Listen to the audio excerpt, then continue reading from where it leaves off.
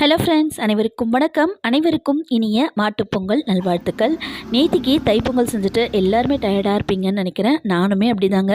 நமக்கு மாட்டுப்பொங்கல் இல்லை, இருந்தாலும் இன்றைய நாள் ரொம்ப சிறப்பான நாள். நாம் இன்றைக்கி கோமாதாவை வழிபாடு செய்கிறது ரொம்ப சிறப்பானதுங்க. நம்ம கோமாதாவில் தான் 30 முக்கோடி தேவர்களும் குடியிருக்கிறாங்க.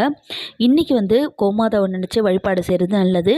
நம்மக்கிட்ட கோமாதாவுடைய திருவுரு படம் இருந்ததுன்னா அதுக்கு பன்னீரால் தொடச்சிட்டு நம்ம சந்தனம் குங்குமம் விட்டுட்டு, சிலை இருந்ததுன்னா அவங்களுக்கு பாலாபிஷேகம் செய்கிறது ரொம்பவே சிறப்பு.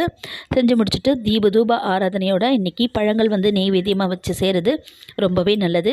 கோவிலுக்கு போகனாலும் போயிட்டு நம்ம அங்கே கோமாதாக்கள் இருந்தாங்கன்னா அவங்களுக்கு பழங்கள் வாங்கி கொடுக்கலாம். போக முடியாதவங்க நம்ம வீடுகள்லேயே இந்த மாதிரி பாலோ ஏலக்காய் தட்டி போட்டு நம்ம நெய்வேத்தியமாக வச்சு இன்றைய நாள் வழிபாடு செய்கிறதுனால நமக்கு மகாலட்சுமி தெய்வத்தோட அனுகிரகம் கண்டிப்பாக கிடைக்கும். செய்து பலனடை.